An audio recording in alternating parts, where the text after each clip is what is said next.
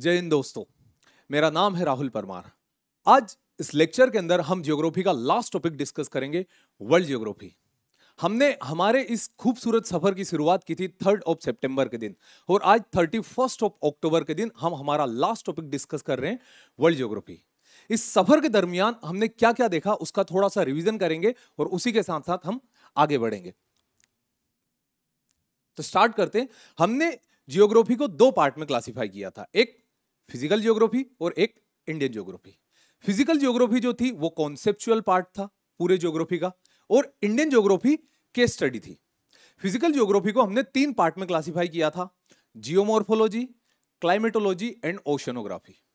Geomorphology के अंदर हमने क्या देखा था? जियोमॉर्फोलॉजी के अंदर हमने स्टडी की थी अर्थ साइंस के बारे में, अर्थ पर क्या है, क्यों है, कैसे बना, उसकी बात की थी हमने जियोमॉर्फोलॉजी के बारे में।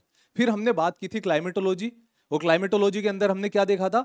हमने क्लाइमेटोलॉजी के अंदर डिस्कस किया था एटमॉस्फेयर साइंस, वो सारे फिनोमिना जो कि एटमॉस्फेयर में होते हैं, जो वेदर को इन्फ्लुएंस करते, किसी एक एरिया के क्लाइमेट को डिटरमाइन करते हैं, वो सब हमने देखे थे क्लाइमेटोलॉजी के अंदर। उसके बाद हमने बात की थी ओशनोग्राफी के बारे में, और ओशनोग्राफी में हमने क्या देखा था? ओशियन साइंस, जिसमें हमने देखा था ओशियन का इंपॉर्टेंस क्या है, उसका टेम्परेचर, सेलिनिटी, एक एक करके सारी चीजों की हमने बात की थी ओशनोग्राफी के अंदर। तो पहले हम बात करते हैं जियोमॉर्फोलॉजी के बारे में। जियोमॉर्फोलॉजी में सबसे पहले हमने देखा था origin of the universe. Origin of the universe में हमने अलग अलग हाइपोथेसिस देखी थी और थ्योरी देखी थी। हमने इमैनुअल कांट और लेप्लेस की नेबुलर हाइपोथेसिस देखी थी, चेम्बरलिन की हाइपोथेसिस देखी थी प्लैनेटेसिमल, और वहां पर हमने डिस्कस किया था बिग बैंग थ्योरी के बारे में। फिर हमने इंटीरियर ऑफ द अर्थ देखा था अलग अलग बेसिस पर, on the basis of chemical, on the basis of density, on the basis of mechanical rigidity. ठीक है, अलग अलग डिस्कंटिन्यूटी की बात की थी और उससे रिलेटेड आए हुए क्वेश्चंस को हमने सोल्व किया था। फिर हमने बात की थी कॉन्टिनेंटल ड्रिफ्ट थ्योरी के बारे में, which was propounded by Alfred Wegener. तो अल्फ्रेड वेगनर ने जो कॉन्टिनेंटल ड्रिफ्ट थ्योरी दी उसकी बात की थी। फिर हमने बात की थी convectional current theory and sea floor spreading theory के बारे में। इसी के साथ साथ फिर हमने स्टार्ट किया था प्लेट टेक्टोनिज्म। प्लेट टेक्टोनिज्म जो कि दिया गया था मैकेंजी, मोर्गर एंड पार्कर द्वारा, उसके वो हमने डिस्कस किया था। फिर हमने बात की थी जियोमॉर्फिक प्रोसेसेस के बारे में। जियोमॉर्फिक प्रोसेसेस से कई बार हमारी एग्जाम के अंदर क्वेश्चन पूछे गए। जियोमॉर्फिक प्रोसेसेस को हमने दो पार्ट में क्लासिफाई किया था, एंडोजेनेटिक एंड एक्सोजेनेटिक। एंडोजेनेटिक वो प्रोसेस जो कि अर्थ के इंटीरियर से डेराइव होती थी, और एक्सोजेनेटिक वो प्रोसेस जो कि अर्थ के एटमॉस्फेयर से डेराइव होकर अर्थ सरफेस को मॉडिफाई करती थी। तो हमने एंडोजेनेटिक पढ़ा था, जिसके अंदर हमने डाइस्ट्रोफिज्म, कैटास्ट्रोफिज्म देखा। डाइस्ट्रोफिज्म को हमने दो पार्ट में क्लासिफाई किया, एपिओरोजेनिक एंड ओरोजेनिक। ओरोजेनिक को हमने दो पार्ट में क्लासिफाई किया था, टेंशनल एंड कंप्रेशनल फोर्स। वहीं कैटास्ट्रोफिक इवेंट्स को हमने देखा था अर्थक्वेक, सुनामी एंड वोल्केनिज्म के साथ साथ। एक्सोजेनेटिक फोर्सेस के अंदर हमने क्या देखा था? एक्सोजेनेटिक फोर्सेस के अंदर बेटा हमने बात की थी, एक्सोजेनेटिक फोर्सेस के अंदर पहला weathering, mass movement, erosion and deposition. इस टॉपिक को मैं यहां इसलिए लिख रहा हूं बिकॉज यहां से कई बार एग्जाम के अंदर क्वेश्चन पूछे गए। एनडीए की जो हमारी एग्जाम है उसमें कई बार वेदरिंग के ऊपर से क्वेश्चन आता है कि केमिकल वेदरिंग क्या होती है, किस एरिया के अंदर वेदरिंग बहुत ज्यादा अच्छी से होती है। तो इस टाइप से ये बहुत इंपॉर्टेंट टॉपिक था हमारे लिए। इसके बाद हमने बात की थी अर्थक्वेक के बारे में। अर्थक्वेक क्या होता है, अर्थक्वेक का स्ट्रक्चर क्या होता है, अर्थक्वेक वेव्स की बात की थी, और अर्थक्वेक वेव्स में लव वेव की बात की थी जो कि सबसे डिवास्टेटिंग होता है। उसके बाद हमने बात की थी वोल्केनिज्म, अलग अलग बेसिस पर हमने देखा था वोल्केनिज्म को। फिर सुनामी की बात की थी, सुनामी, वोल्केनिज्म और अर्थक्वेक को कंप्लीट करने के साथ साथ हमारा ये टॉपिक कंप्लीट हो जाता था, जियोमॉर्फोलॉजी। फिर हमने स्टार्ट किया था क्लाइमेटोलॉजी। क्लाइमेटोलॉजी में सबसे पहले हमने देखा था एटमॉस्फेयर क्या है, कैसे बना, और एटमॉस्फेयर का स्ट्रक्चर। तो एटमॉस्फेयर के कंपोजिशन में हमने तीन चीजों की बात की थी, dust particles, water vapour and gases. और एटमॉस्फेयर के स्ट्रक्चर में अलग अलग लेयर्स देखी थी, ट्रोपोस्फियर, स्ट्रेटोस्फियर, मिजोस्फियर एंड थर्मोस्फियर। ठीक है, सारी लेयर्स की बात की थी, कौन सी लेयर का क्या इंपॉर्टेंट रोल होता वो देखा हमने। इसके बाद हमने इंसोलेशन देखा था। अगेन इंसोलेशन भी बहुत इंपॉर्टेंट टॉपिक है, क्योंकि इंसोलेशन के अंदर जो हमने इलेक्ट्रोमैग्नेटिक सोलर स्पेक्ट्रम देखा था, गेक्स यू विमार, जिसके अंदर हमने gamma rays, gamma rays, X rays, ultraviolet rays, visible rays, इसकी जो बात की थी, यहां से कई सारे क्वेश्चन पूछे गए हैं।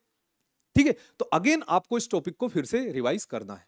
इंसोलेशन देखा, इंसोलेशन के बाद हमने टेम्परेचर देखा, टेम्परेचर के बाद हमने प्रेशर बेल्ट्स की बात करी थी कि वर्ल्ड के अंदर टोटल कितने प्रेशर बेल्ट है। There are 7 pressure belt on the earth. कुछ प्रेशर बेल्ट डायनेमिकली इंड्यूस्ड है, कुछ प्रेशर बेल्ट थर्मली इंड्यूस्ड है। हमने एक एक करके सारे प्रेशर बेल्ट्स की वहां पर बात की थी। प्रेशर बेल्ट्स को कंप्लीट करने के साथ साथ हमने स्टार्ट किया था विंड्स। ठीक है, हमने देखी थी कि विंड्स क्या होती, किस एरिया से किस एरिया की तरफ चलती। एग्जाम के अंदर सिंपली क्वेश्चन पूछा था व्हाट इज विंड।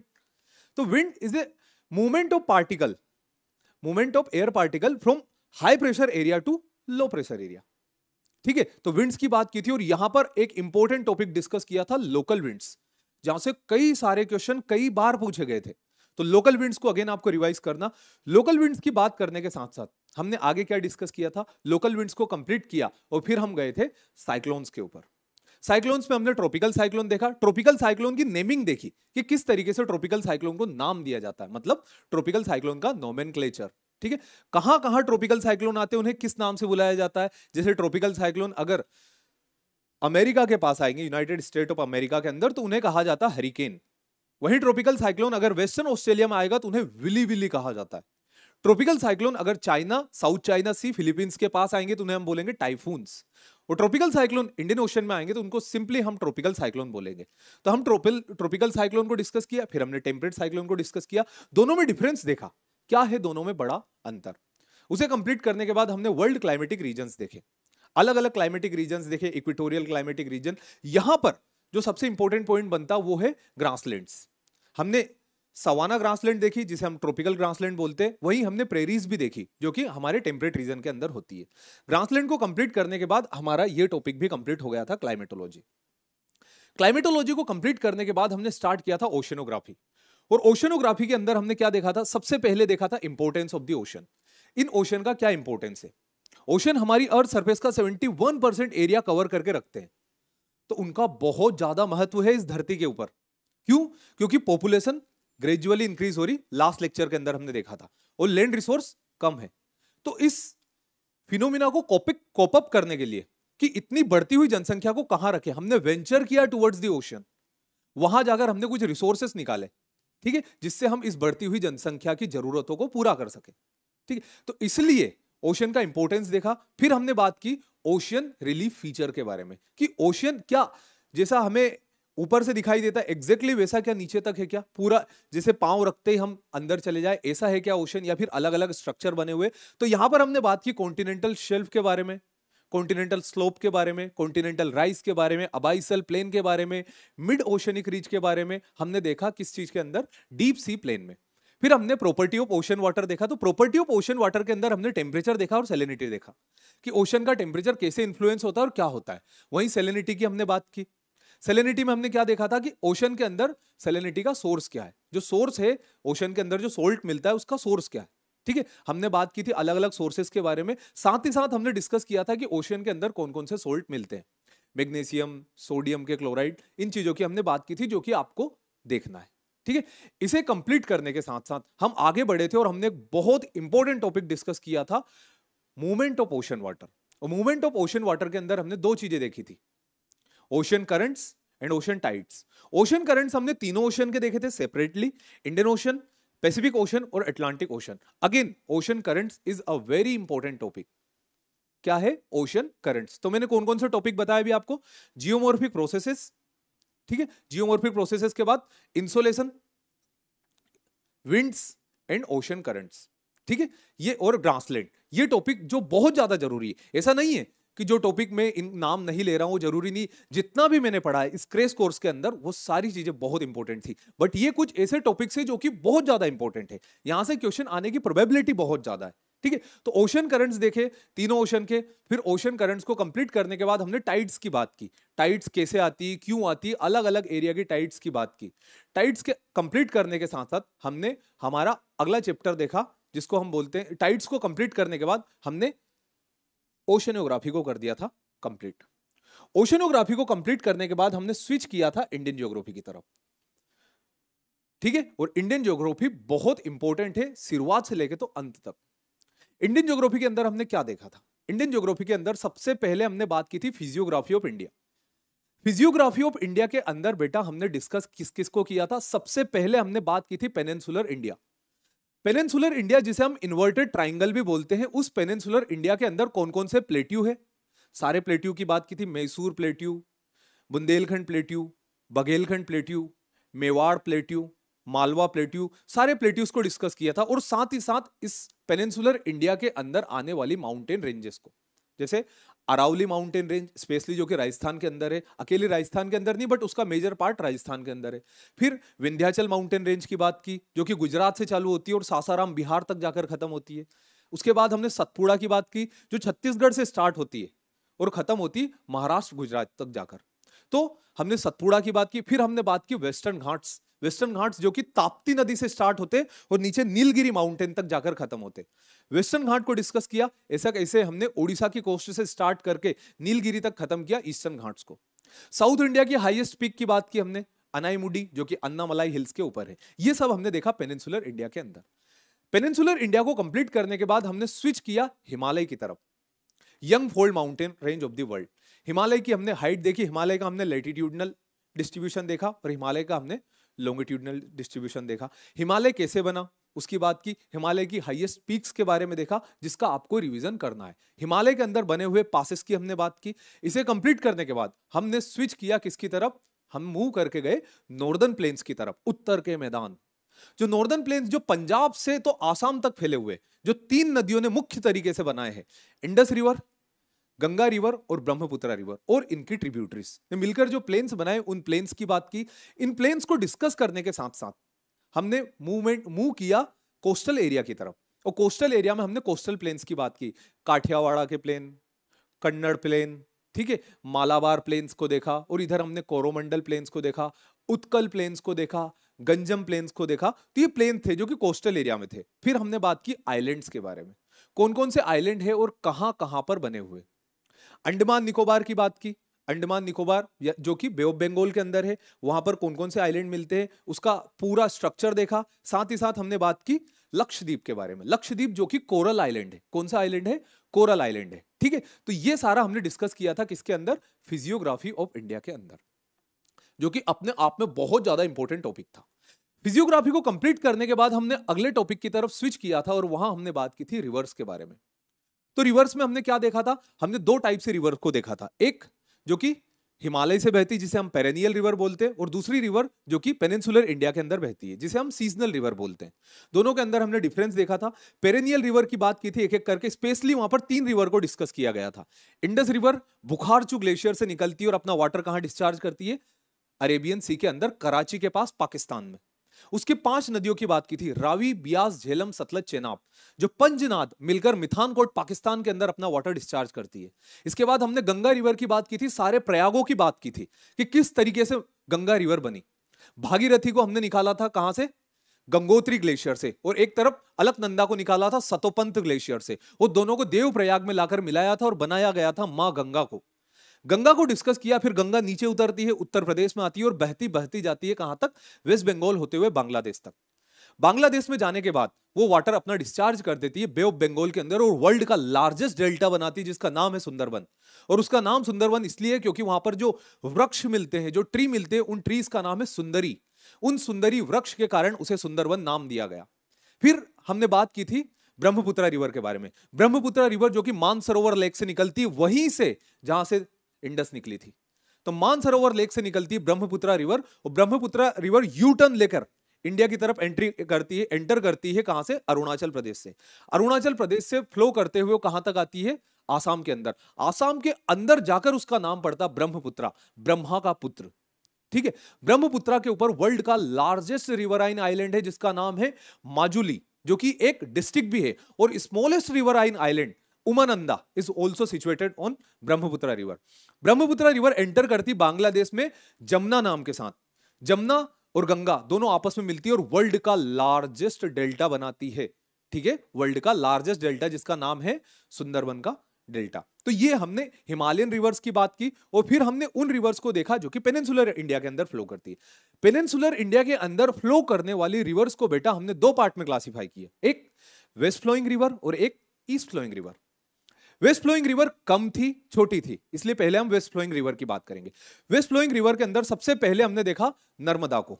नर्मदा जिसे बहुत पावन रिवर, बहुत पवित्र रिवर माना जाता है। ऐसा बोला जाता है गंगा रिवर में एक डुबकी लगाने से सारे पाप धुल जाते हैं, यमुना रिवर में 10 डुबकी लगाने से सारे पाप धुल जाते हैं, नर्मदा रिवर को एक टक देखने से सारे पाप धुल जाते, सिर्फ एक टक उसे देखने से सारे पाप धुल जाते, और ताप्ती नदी का स्मरण मात्र से सारे पाप धुल जाते। अगर आपने कुछ पाप किया है तो ताप्ती रिवर को स्मरण करो, मेरे साथ बोलो ताप्ती, और आपके सारे पाप धुल जाएंगे, ऐसा माइथोलॉजिकली कहा जाता है।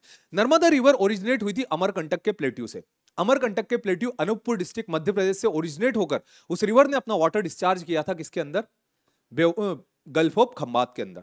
गल्फ ऑफ खंबात के अंदर जाकर नर्मदा रिवर ने अपना वाटर डिस्चार्ज किया था, और इसके ऊपर हमने 3 बड़े डैम बनाए थे, 4 बड़े dam, बारगी dam, Indira Sagar dam, उसके बाद Omkareshwar dam and Maheshwar dam, और साथ ही साथ गुजरात के अंदर जो डैम आता सरदार सरोवर डैम। ये डैम बने थे किसके ऊपर? नर्मदा रिवर के ऊपर।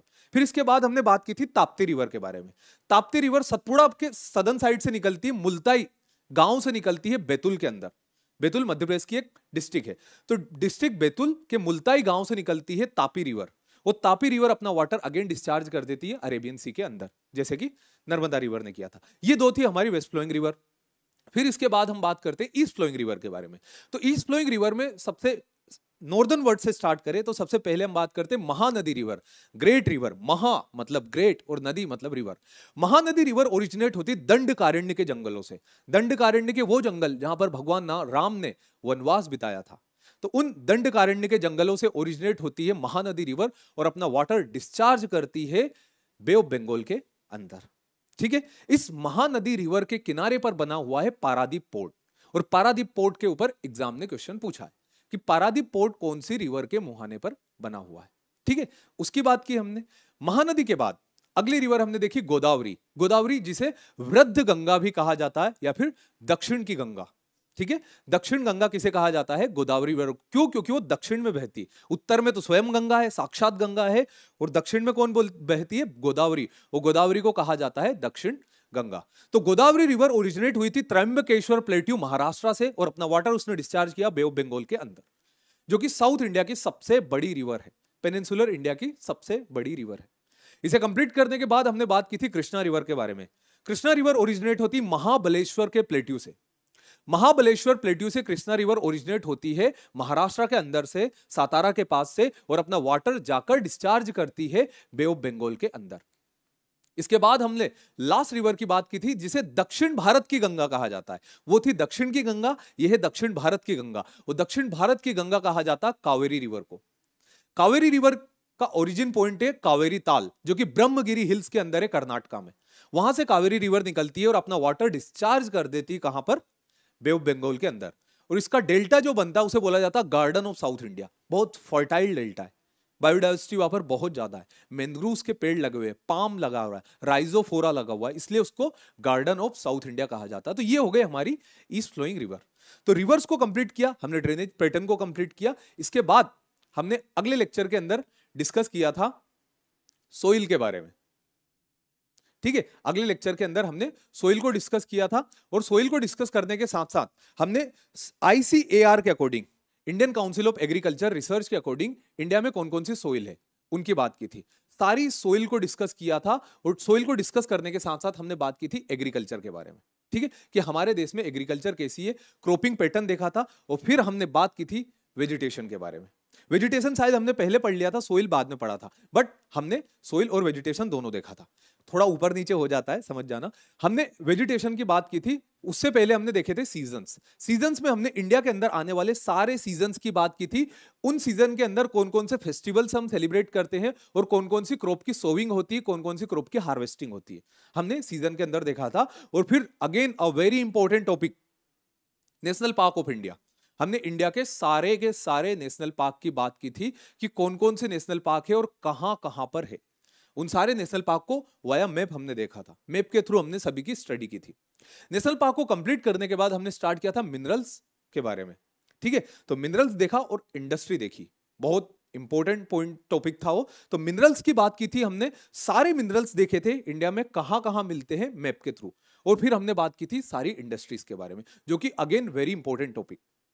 मिनरल्स और इंडस्ट्रीज को कंप्लीट करने के बाद हमने कल के टॉपिक को देखा जिसके अंदर हमने पॉपुलेशन देखा। तो पॉपुलेशन में जो मैंने आपको बताया वो सफिशिएंट था, ठीक है, आपको वही देखना है। पॉपुलेशन हमने डिस्कस किया और पॉपुलेशन के साथ साथ हमने डिस्कस किया ट्रांसपोर्ट।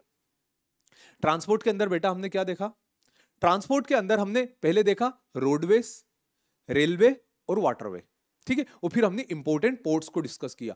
पोर्ट्स के नाम आपको याद होने चाहिए। जो 13 मेजर पोर्ट है इंडिया के, जिसमें 12 गवर्नमेंट के और एक प्राइवेट पोर्ट है, आपको उन 13 के 13 पोर्ट्स के नाम याद होने चाहिए क्योंकि पोर्ट से क्वेश्चन पूछे गए, ठीक है। इसी के साथ साथ हमारा जो रिवीजन था वो कंप्लीट होता है। आज हम स्टार्ट करेंगे हमारे अगले टॉपिक से जिसका नाम है वर्ल्ड ज्योग्राफी। वर्ल्ड ज्योग्राफी के अंदर हम एक एक करके सारी लाइंस को डिस्कस करेंगे। Tropic of cancer, Capricorn and equator के ऊपर कौन कौन सी कंट्रीज आती है और फिर हम एक एक करके सारे कॉन्टिनेंट्स को डिस्कस करेंगे।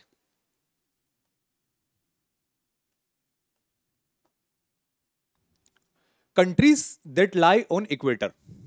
इक्वेटर लाइन जो कि अर्थ को दो इक्वल पार्ट में डिवाइड करती है, नॉर्दर्न हेमिस्फीयर और सदर्न हेमिस्फीयर। उस इक्वेटोरियल लाइन के ऊपर कौन कौन सी कंट्रीज आती है? तो पहले उन कंट्रीज की बात करते हैं जो साउथ अमेरिका में आती है, फिर अफ्रीका के अंदर और फिर एशिया के अंदर, क्योंकि इक्वेटर सिर्फ तीनों कॉन्टिनेंट से इनसे पास होती है। तो साउथ अमेरिका के अंदर जो कंट्री इक्वेटर के ऊपर आती है उसका नाम है इक्वेडोर, कोलंबिया, ब्राजील, ठीक है। इन तीन कंट्रीज के नाम सेपरेट लिखो साउथ अमेरिका के अंदर।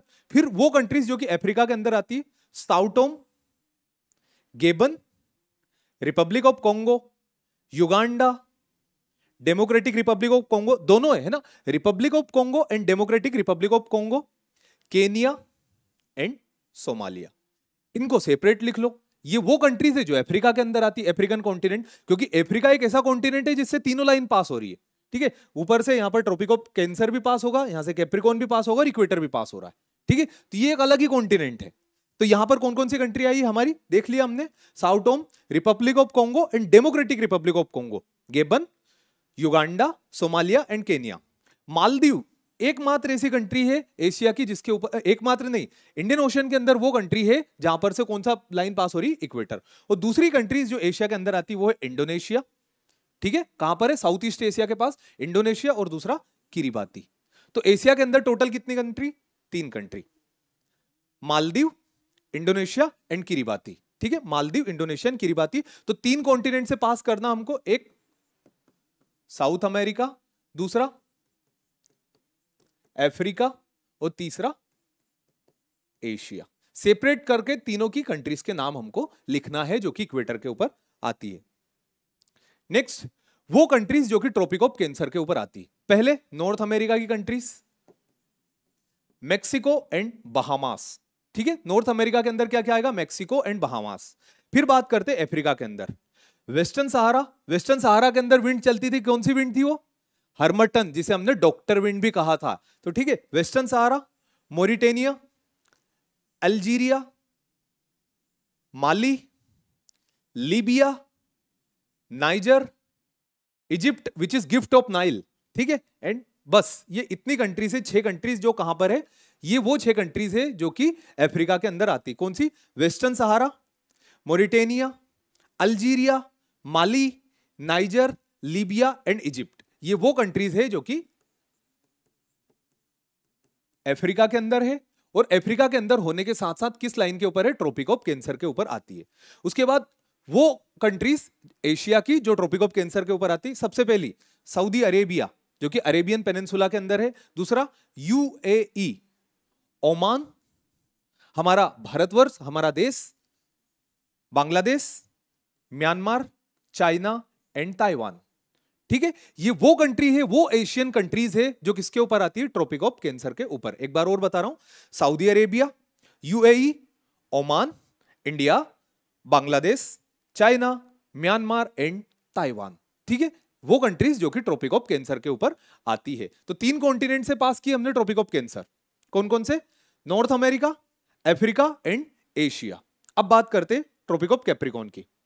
Tropic of Capricorn southern hemisphere में होगी, जाहिर सी बात है क्योंकि इक्वेटर के साउथ में होगी, 23.5 डिग्री साउथ में जो लाइन होगी उस लाइन को हम क्या बोलेंगे? That was tropic of cancer, Capricorn. और ट्रॉपिक ऑफ कैप्रिकॉर्न से कौन कौन सी लाइन पास होगी? Paraguay, Chile, Argentina and Brazil. South America के अंदर कौन कौन सी कंट्री है हमारे पास? Paraguay, Chile, Argentina and Brazil. South America का काम कंप्लीट। फिर बात करते हैं हम अफ्रीका के बारे में। Namibia, Botswana, south Africa, Mozambique and Madagascar. ठीक है, मेडागास्कर जो लार्जेस्ट कॉन्टिनेंटल आइलैंड है। ठीक है, तो ये कहां पर आ गए? अफ्रीका के अंदर। कौन कौन सी कंट्रीज है? नामीबिया जहां पर नामीबियन डेजर्ट है, साउथ अफ्रीका, बोट्सवाना जहां पर कालाहारी डेजर्ट है, मोजाम्बिक और मेडागास्कर। ठीक है, डेजर्ट को मत लिखो, मैं खुद बताऊंगा, अभी अफ्रीका के बारे में डिस्कस करेंगे। तो ये कहां पर आ गए? अफ्रीका। एक कर लिया साउथ अमेरिका की 4 और अफ्रीका की कर ली हमने 5। अफ्रीका की 6 country, 5 country, 1 2 3 4 and 5, 5 country Africa की। और ऑस्ट्रेलिया एकमात्र अकेला। ठीक है, अगेन 3 कॉन्टिनेंट से पास हुई। कौन कौन से कॉन्टिनेंट से? South America, Africa and Australia. South America की कंट्रीज लिख ली, अफ्रीका की कंट्रीज लिख ली और ऑस्ट्रेलिया की कंट्रीज लिख ली। ये कैसे लर्न करना बेटा आपको? ये ऐसे लर्न करना है। पहले लिखा ट्रॉपिक ऑफ कैंसर, फिर कॉन्टिनेंट्स के नाम, North America, Africa and Asia. North America का एग्जांपल मान लेते हैं मैक्सिको एंड बहामास। ठीक है, तो tropic of cancer heading put की और उसके बाद उससे कौन कौन से कॉन्टिनेंट से पास होती है और उन कॉन्टिनेंट्स में कौन कौन सी कंट्रीज आती है। इस तरीके से लर्न करोगे तो आसानी से लर्न हो जाएगा। आपको एग्जाम में यहां पर इस टाइप के क्वेश्चन आएंगे, वो तो बनेंगे ही सही, नो डाउट, बट आपको ये अंदाजा हो जाएगा कि वर्ल्ड की कौन सी कंट्री कहां पर है। ठीक है, तो इसको बोलते हैं map study. Tropic of cancer, tropic of Capricorn और इक्वेटर के ऊपर आने वाली लाइन। अब बात करते हैं एक एक कॉन्टिनेंट के साथ। ठीक है, सारे कॉन्टिनेंट्स को डिस्कस करते हैं, कौन कौन सा कॉन्टिनेंट है, कहां कहां पर है। ठीक है, तो सबसे पहले स्टार्ट करते हैं हमारे खुद के कॉन्टिनेंट के बारे में, जो वर्ल्ड का लार्जेस्ट कॉन्टिनेंट कहा जाता है, जिसका नाम है Asia. Asia is the largest continent of the world which cover 8.8% part of the earth. Earth surface का 8.8% कौन कवर करके रखता है? एशिया। ठीक है, ये इतना बड़ा है, समझ में आ रहा? कितना परसेंट कवर करके रखता है? 8.8%। बट जो पॉइंट हम पिछले लेक्चर के अंदर भी देखे और आज भी देखे, ये वर्ल्ड की 60% पॉपुलेशन को अपने साथ रखता है। क्यों 60%? क्योंकि वर्ल्ड के जो 2 सबसे ज्यादा पॉपुलस कंट्री है, कौन कौन सी? चाइना एंड इंडिया, दोनों के दोनों ही एशिया के अंदर आते। तो अब बस एक डिफरेंस देखो कि एरिया हमारे पास सिर्फ 8% और पॉपुलेशन 60%। ठीक है, यही होता है कॉन्फ्लिक्ट का कारण जियोग्राफी के अंदर, कॉन्फ्लिक्ट फॉर द रिसोर्सेस।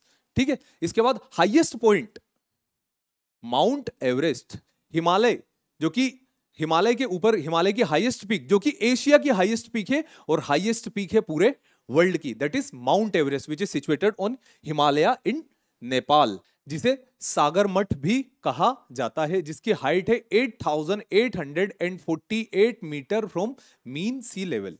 फिर इसके बाद लोएस्ट पॉइंट, जो सी लेवल होता है हमारा, उस सी लेवल से जो लोएस्ट पॉइंट है that is dead sea. Dead sea कहां पर है? डेड सी जॉर्डन और इजराइल की बॉर्डर पर है, दोनों के बीच में। डेड सी, जो डेड सी है वो समुद्र की सतह से थोड़ा सा नीचे से स्टार्ट होता है, तो क्या होगा? लोवेस्ट पॉइंट हो गया। फिर इसके बाद डीपेस्ट लेक की बात करें कि किस लेक की डेप्थ बहुत ज्यादा है, वो लेक है lake Baikal.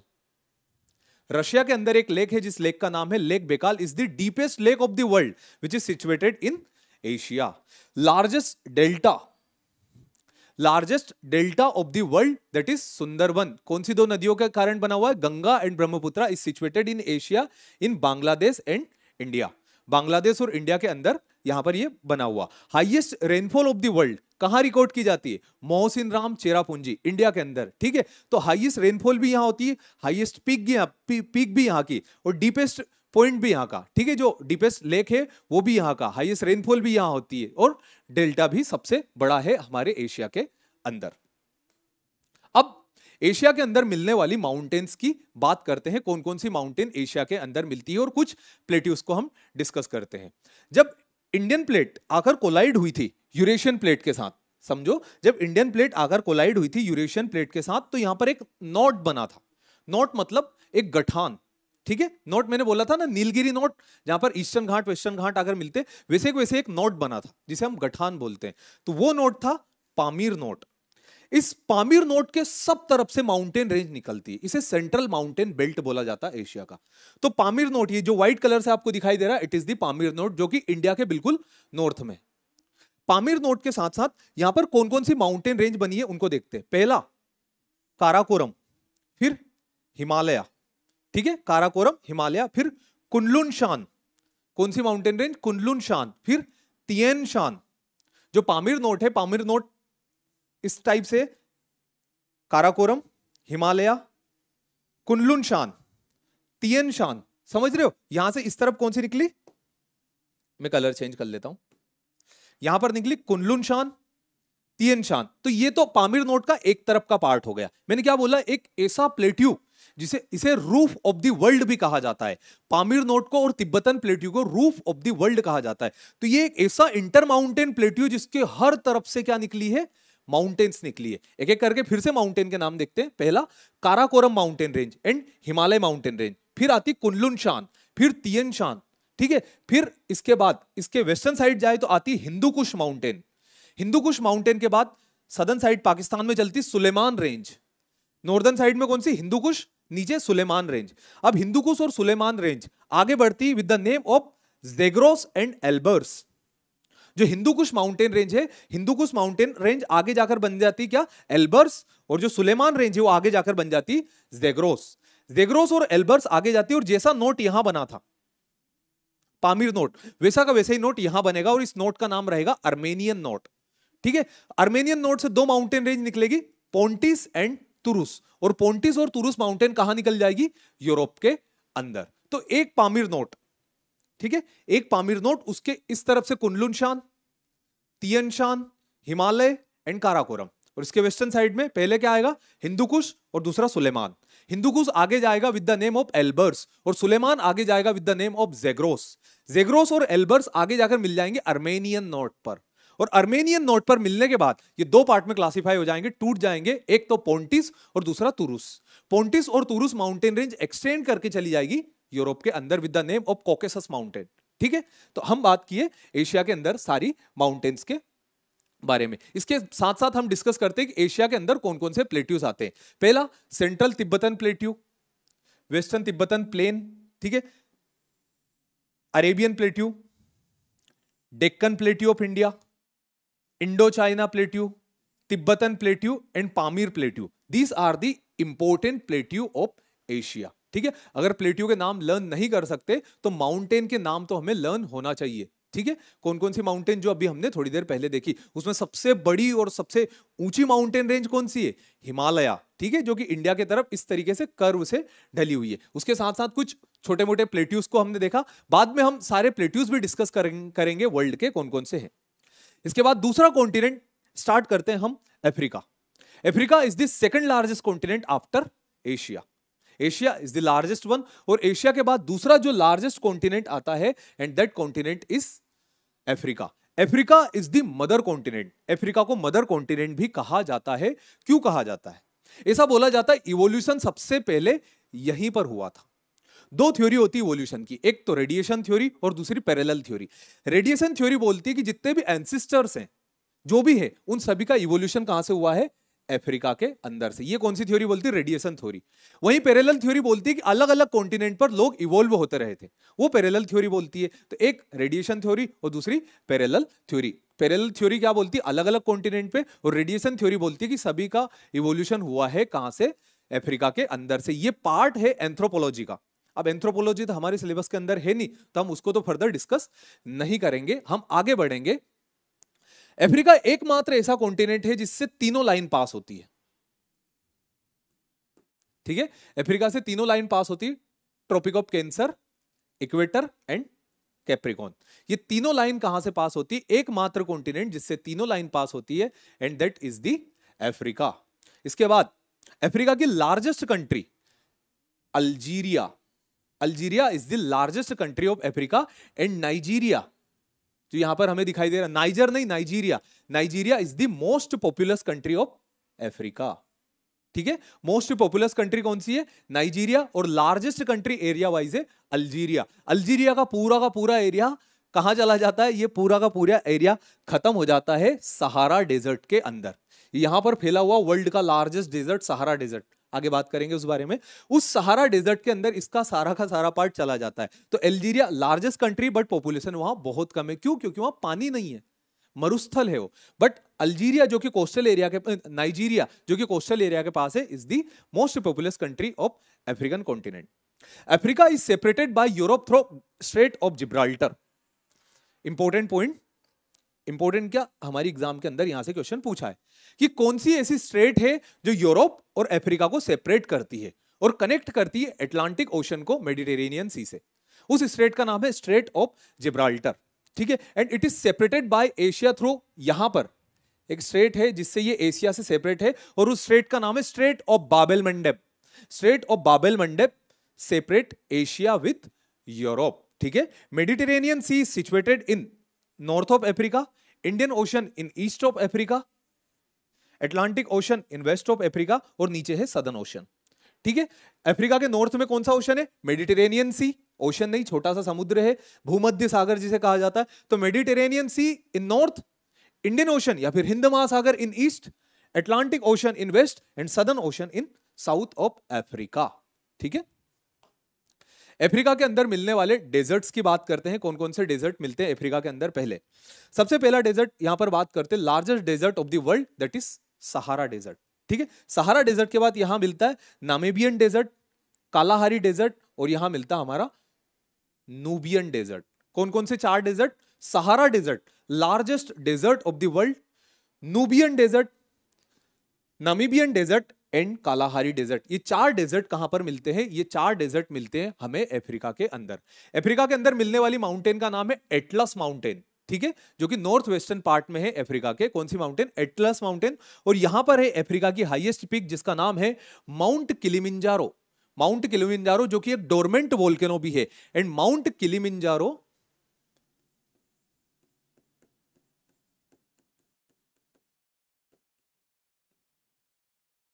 Mount Kilimanjaro is the highest peak of Africa. ठीक है, माउंट किलिमिंजारो होगा। और फिर इसके बाद कुछ अफ्रीका के प्लेट्यू की बात करते हैं। यहां पर है Bie plateau, BIE, Bie plateau, Katanga plateau and Jos plateau. ठीक है, 3 प्लेट्यूज के नाम याद रखना, और एक हमारा इथोपियन हाईलैंड।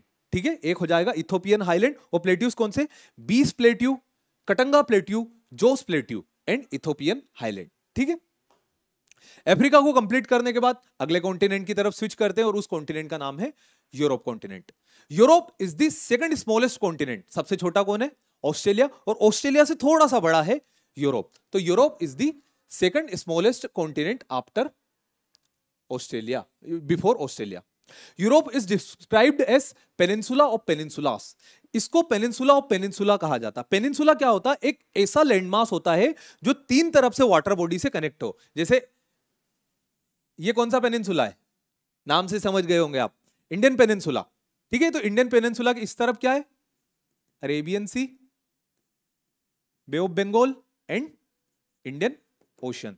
तो एक ऐसा लैंडमास जो 3 तरफ से वाटर बॉडी से कवर्ड हो, उस लैंडमास को हम कहते हैं पेनिनसुला। तो यूरोप के अंदर कई सारे पेनिनसुला, जैसे यहां पर स्कैंडिनेवियन बन रहा है, ठीक है, यहां पर जूटलैंड बन रहा है, यहां पर आइबेरियन पेनिनसुला बन रहा है, यहां पर इटालियन पेनिनसुला बन रहा है। तो इस एरिया के अंदर बहुत सारे पेनिनसुलास है, therefore it termed as peninsulas of peninsula.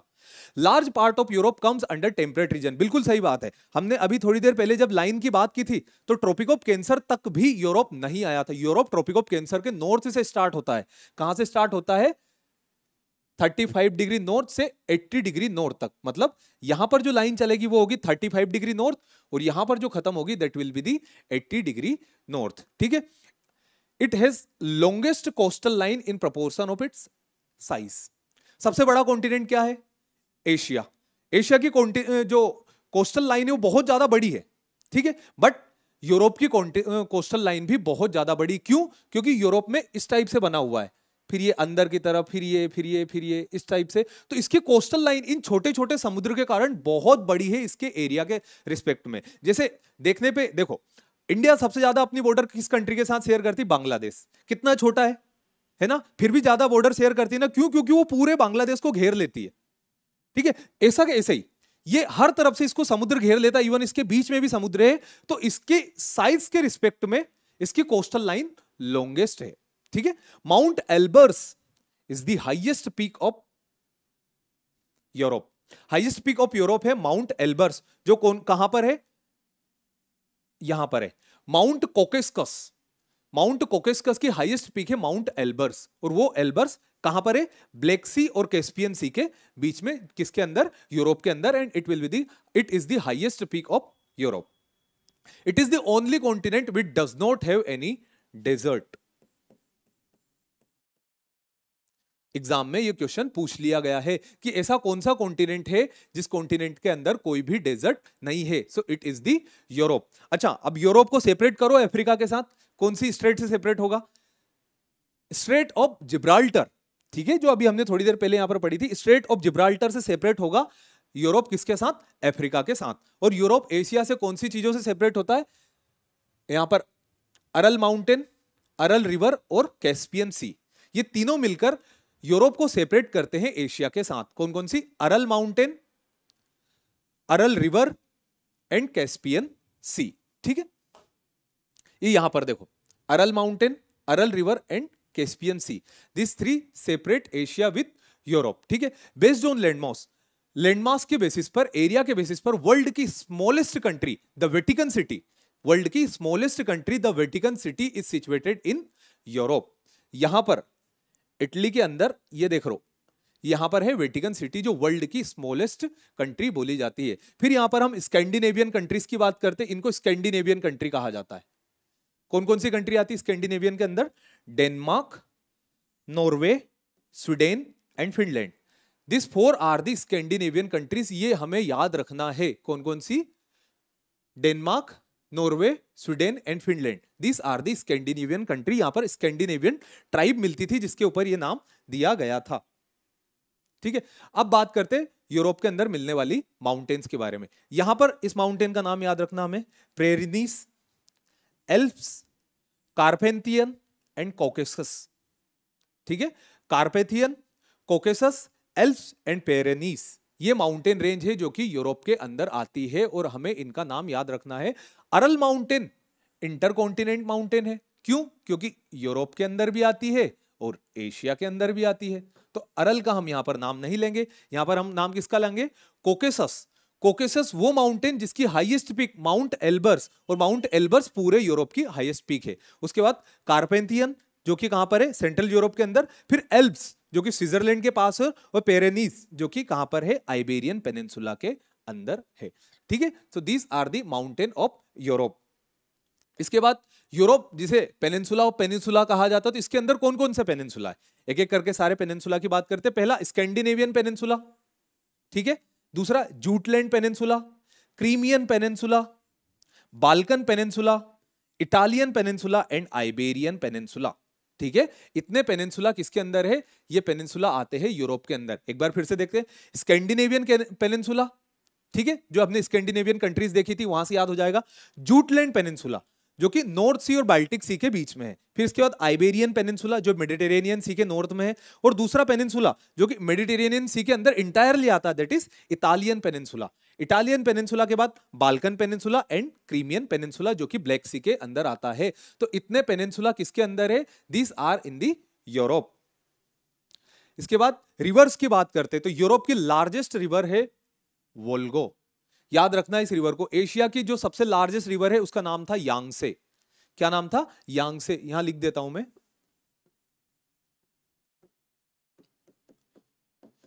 River of Asia,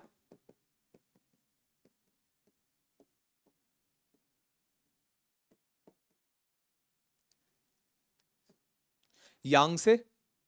दूसरा अफ्रीका, नाइल। नाइल मात्र अफ्रीका की नहीं पर वर्ल्ड की लार्जेस्ट रिवर है।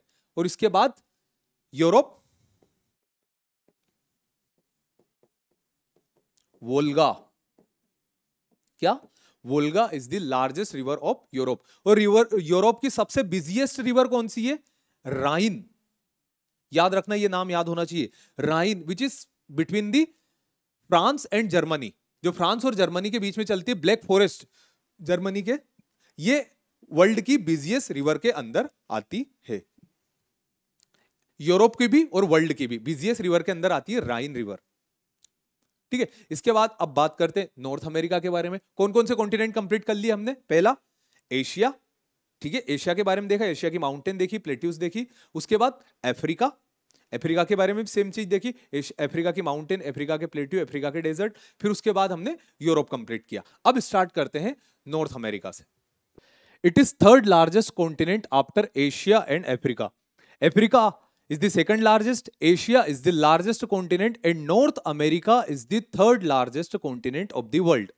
और इसी नॉर्थ अमेरिका के अंदर वर्ल्ड की सेकंड लार्जेस्ट कंट्री आती है जिसका नाम है Canada. Canada is the second largest country of the world, जो कि नॉर्थ अमेरिका के अंदर आती है। नॉर्थ अमेरिका के कोऑर्डिनेट्स की बात करें तो नॉर्थ अमेरिका 8 डिग्री नॉर्थ से स्टार्ट होता है और चलता है 85 डिग्री नॉर्थ तक, सॉरी 7 डिग्री नॉर्थ से 85 डिग्री नॉर्थ तक चलता है हमारा नॉर्थ अमेरिका। वहीं इसके लॉन्गिट्यूड्स की बात करें तो from 20 degree west to 179 degree west. ठीक है, यानी ये जो हमारी अर्थ है, इस अर्थ में 0 डिग्री इक्वेटर से नॉर्थ में और 0 डिग्री प्राइम मेरिडियन के वेस्ट में यहां पर बना हुआ है नॉर्थ अमेरिका। मतलब इस क्वाड्रेंट के अंदर है north America. Western and northern, north western quadrant के अंदर आता है north America. The highest peak of north America is Denali और माउंट मैकिनले। देनाली और mount McKinley is situated in Alaska. यहां पर नॉर्थ अमेरिका की हाईएस्ट पीक है जिसका नाम है माउंट मैकिनले या फिर देनाली। ठीक है, tropic of cancer passes through North America and Arctic circle. ये दो लाइनें, यहां से इक्वेटर भी पास नहीं होता, यहां से ट्रॉपिक ऑफ कैप्रिकॉर्न भी पास नहीं होता। अगर इक्वेटर यहां से पास होता तो ये इंटायर नॉर्दर्न हेमिस्फीयर में थोड़ी होता, ये इक्वेटर के नॉर्थ में है, तो यहां से एक तो ट्रॉपिक ऑफ कैंसर और दूसरा कौन सा? Arctic circle. ये दो लाइन पास होती है। Total there are 23 countries in north America. North America के अंदर टोटल 23 कंट्रीज है, जिनमें 3 बड़ी बड़ी कंट्री है, एक कनाडा, दूसरा United state of America and तीसरा मैक्सिको। बाकी की जो कंट्रीज है वो बहुत ज्यादा छोटी छोटी कंट्रीज है। नॉर्थ अमेरिका के अंदर फ्रेश वाटर का वर्ल्ड का लार्जेस्ट सोर्स है इन 5 लेक्स के नाम से। इन्हें फ्रेश वाटर लेक भी कहा जाता है और ग्रेट लेक भी कहा जाता है। इन 5 के नाम हमें लर्न होना चाहिए। First lake is lake superior, second lake Michigan, lake Huron, lake Erie and lake Ontario. This 5 lakes are great lake of the world. World के सबसे ज्यादा बड़े लेक माने जाते हैं और इनके अंदर वर्ल्ड का फ्रेश वाटर सबसे ज्यादा इकट्ठा है। और ओंटारियो और इरी, इस लेक के बीच में एक वाटरफॉल है, उस वाटरफॉल का नाम है नियाग्रा वाटरफॉल। तो नियाग्रा वाटरफॉल किसके बीच में? ओंटारियो और इरी लेक के बीच में है। अब माउंटेन्स की बात करते हैं नॉर्थ अमेरिका की। तो नॉर्थ अमेरिका की माउंटेन, जैसे साउथ अमेरिका में वेस्टर्न साइड माउंटेन है, कैसे? कॉन्टिनेंटल प्लेट और ओशनिक प्लेट के कोलिजन के कारण जो माउंटेन बनी थी, उस माउंटेन का नाम क्या है? Rocky mountain range. तो यहां पर भी है rocky mountain range, Sierra Nevada mountain range and Sierra Madre mountain range. और अलास्का के अंदर जो माउंटेन रेंज है, उस माउंटेन रेंज का नाम है ब्रुक्स माउंटेन रेंज। और हाईएस्ट पीक जो नॉर्थ अमेरिका की है, it is situated in Alaska, जिसका नाम है माउंट देनाली। ठीक है, तो कौन कौन सी माउंटेन है हमारे पास नॉर्थ अमेरिका में? Rockies mountain, Sierra Nevada mountain, Sierra Madre mountain and Brooks mountain. Deserts of north America. North America का लार्जेस्ट डेजर्ट है शिनहुआहुआ। ठीक है, is the largest desert of north America. इसके अलावा यहां पर सोनोरन डेजर्ट है, मोजावे डेजर्ट है, ग्रेट बेसिन डेजर्ट है और ग्रेट प्लेन है। ठीक है, तो सबसे ज्यादा कौन कौन से डेजर्ट है हमारे पास? Great basin, Mojave, Sonoran and Chihuahuan. And it is the largest desert of north America. हमें सिर्फ एक नाम याद रखना, क्या? Chihuahuan is the largest desert of north America. Isthmus of Panama. What is isthmus? एक था स्ट्रेट, स्ट्रेट क्या था? स्ट्रेट एक नेरो वाटर बॉडी थी जो दो लार्ज वाटर बॉडी को कनेक्ट करती है। उसका जस्ट ऑपोजिट है एस्थेमस। एस्थेमस एक ऐसा लैंडमास होता है, नेरो लैंडमास, जो दो लार्ज लैंडमास को कनेक्ट करता है। Isthmus is that narrow landmass which connect two large landmass. दो लार्ज लैंडमास क्या है यहां पर? नॉर्थ अमेरिका और साउथ अमेरिका। नॉर्थ अमेरिका और साउथ अमेरिका को कनेक्ट करता है एस्थेमस ऑफ पनामा। ये याद रखना हमें, एस्थेमस ऑफ पनामा किसे कनेक्ट करता है? It connect north America and south America and it separate Pacific ocean and Atlantic ocean. इन दोनों को सेपरेट करती है लाइन जिसे हम बोलते हैं isthmus of Panama and it connect north America and south America. ठीक है, next south America. South America की बात करते हैं नॉर्थ अमेरिका के बाद।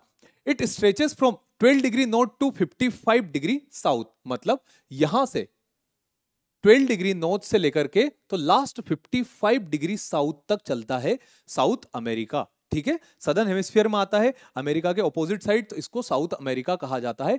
Equator passes through it's northern part. अभी हमने बात की थी स्टार्टिंग में, इक्वेटर कहां कहां से पास होती है साउथ अमेरिका में?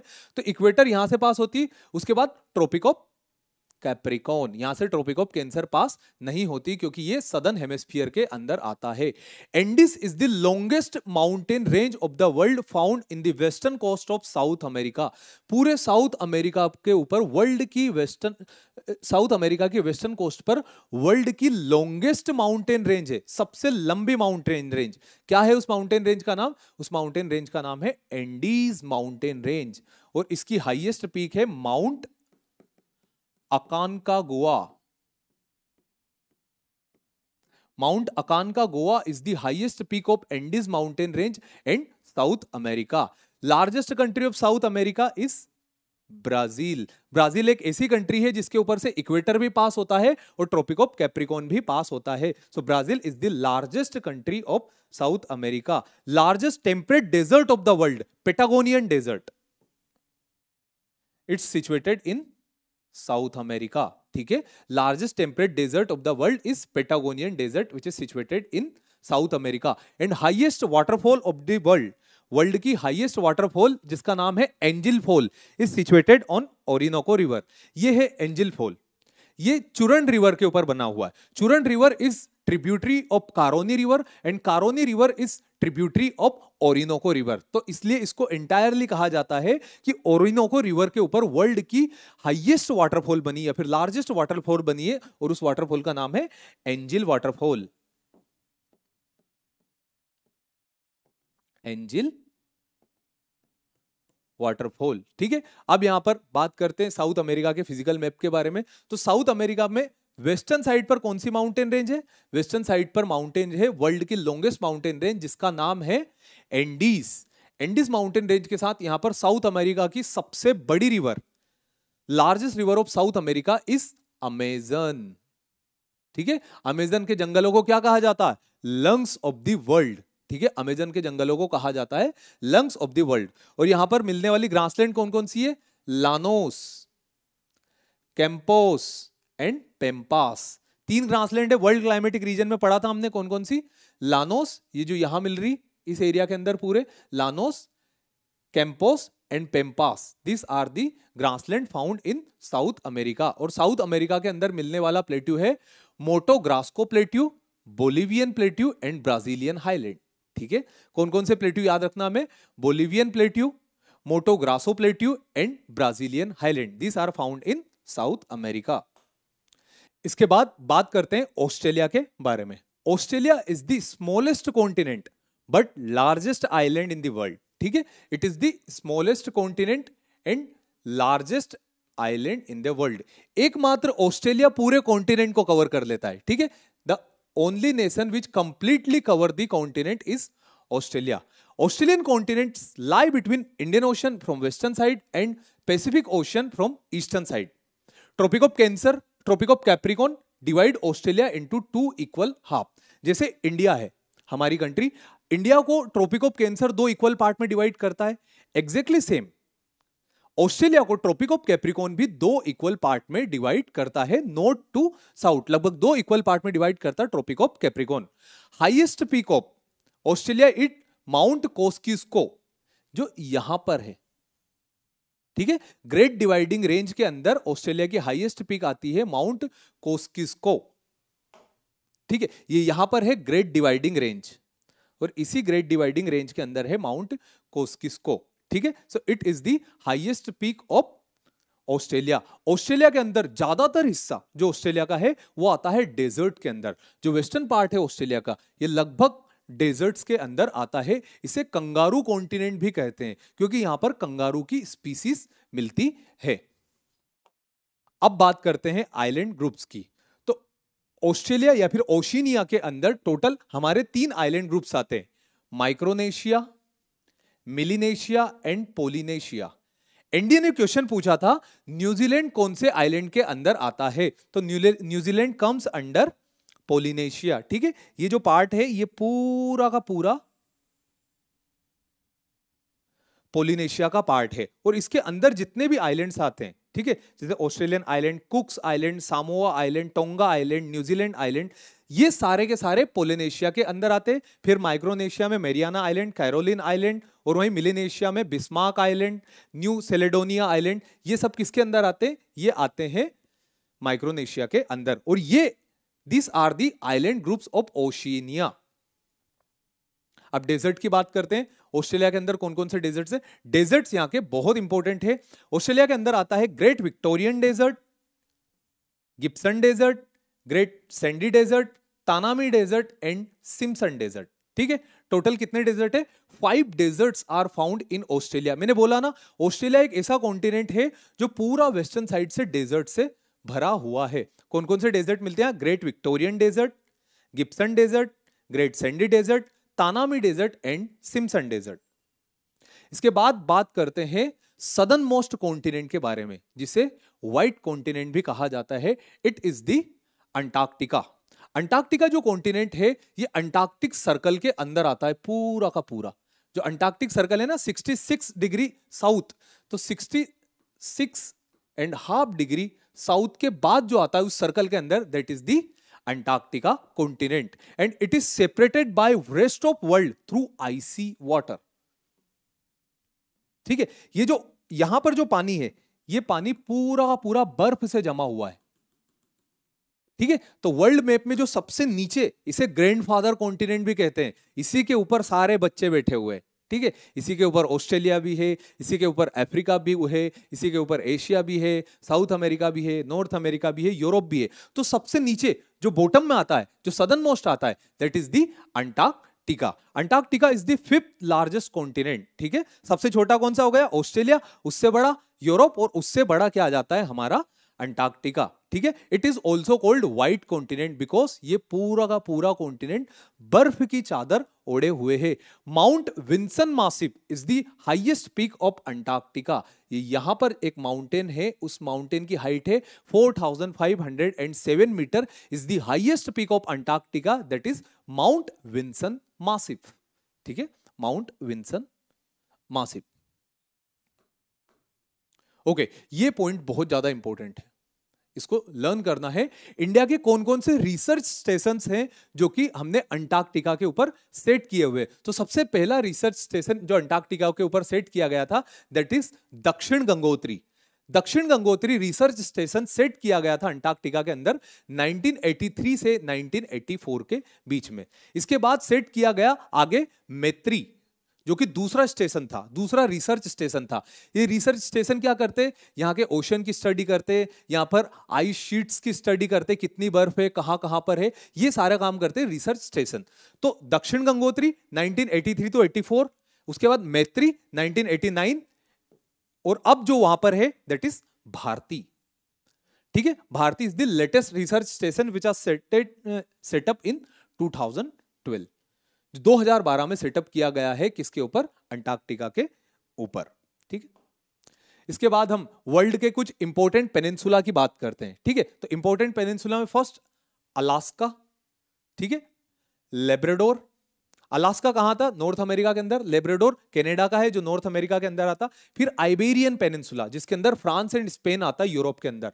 फिर Balkan peninsula, Scandinavian peninsula, Arabian peninsula, जो कि एशिया के अंदर आता है। हॉर्न ऑफ अफ्रीका, इसको बोला जाता है सोमालियन पेनिनसुला, ठीक है, ये पेनिनसुला। फिर डेक्कन पेनिनसुला, डेक्कन नहीं, इसको इंडियन पेनिनसुला कहेंगे, not Deccan peninsula, it is Indian peninsula. Then Indo China peninsula, Kamchatka peninsula, ठीक है। इतने पेनिनसुला है जो वर्ल्ड के अंदर आते हैं, दीज आर वेरी इंपॉर्टेंट, ठीक है। एक बार और, Alaskan, Labrador, Iberian, Scandinavian, Balkan, Arabian, horn of Africa या फिर Somalian peninsula, Indian peninsula, Indo China peninsula and Kamchatka peninsula, ठीक है। ये कुछ इंपॉर्टेंट पेनिनसुला है, ऐसा नहीं है कि इसके बाद और कोई से दूसरे पेनिनसुला नहीं है, बट ये पेनिनसुला बहुत ज्यादा इंपॉर्टेंट है। Next, plateaus of the world. अब कुछ प्लेट्यूज की बात करते हैं, जैसे कोलोराडो प्लेट्यू कहां पर है, north America. Edward plateau and Ozark plateau, Laurentian plateau, 4 plateau कहां निकाले हमने, नॉर्थ अमेरिका के अंदर। साउथ अमेरिका में Mato Grosso plateau, Mato Grosso plateau जो कि ब्राजील के वेस्टर्न साइड में है। फिर बात करते हैं अफ्रीका के अंदर, Jos plateau, Huila plateau, Mara plateau, Bie plateau, Katanga plateau, ये आते हैं अफ्रीका के अंदर। किम्बरले प्लेट्यू आता है ऑस्ट्रेलिया के अंदर। डेक्कन प्लेट्यू इंडिया के अंदर। Tibetan plateau, roof of the world, मैंने बोला था roof of the world is Tibetan plateau. Mongolian plateau and Siberian plateau, Iranian plateau, these are the important plateaus in the world, ठीक है। सारे प्लेट्यूज के नाम लर्न रखना हमको। Colorado, Ozark, Edward and Laurentian are in north America. फिर south America में Mato Grosso plateau, फिर Jos plateau, Mara plateau, Katanga plateau and Bie plateau in Africa.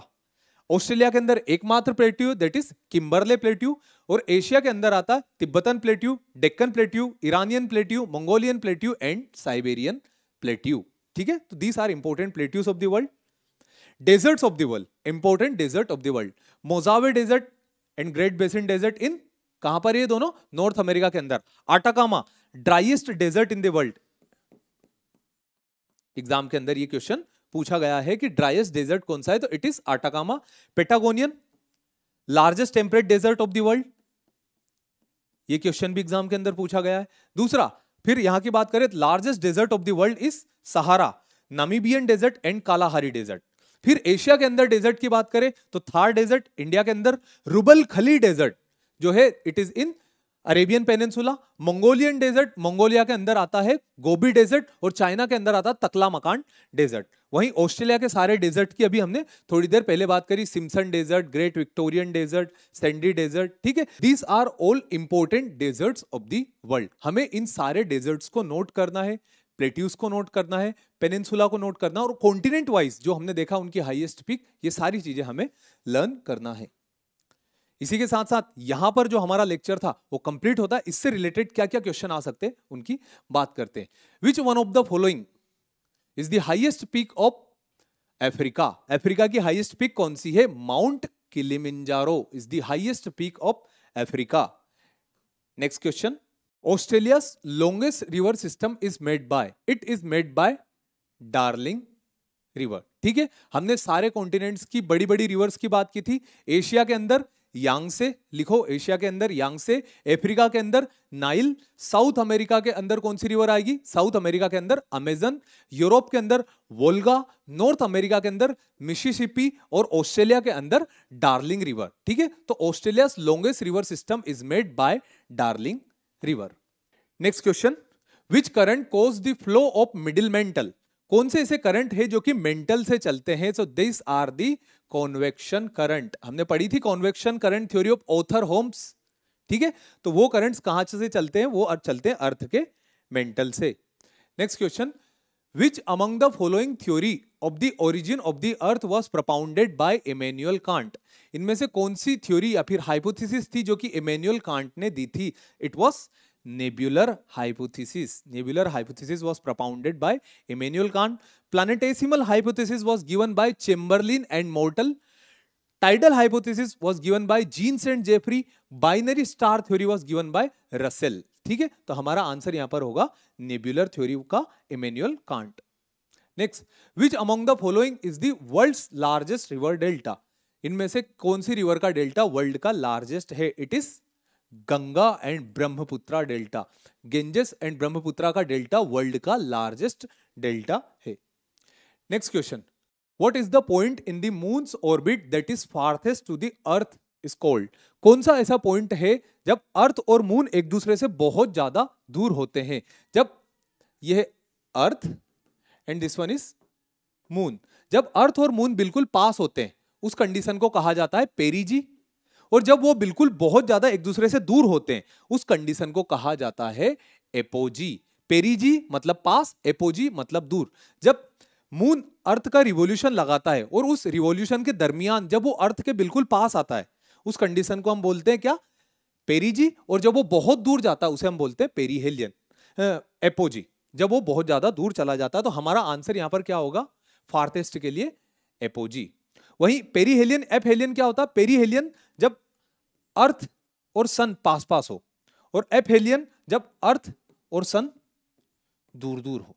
ठीक है, जब अर्थ और सन पास पास होंगे दैट इज पेरीहेलियन, और जब अर्थ और सन बहुत ज्यादा दूर दूर होंगे that is the aphelion. Next question, what is shifting cultivation also known as? Shifting cultivation को और क्या कहा जाता है? It is slash and burn.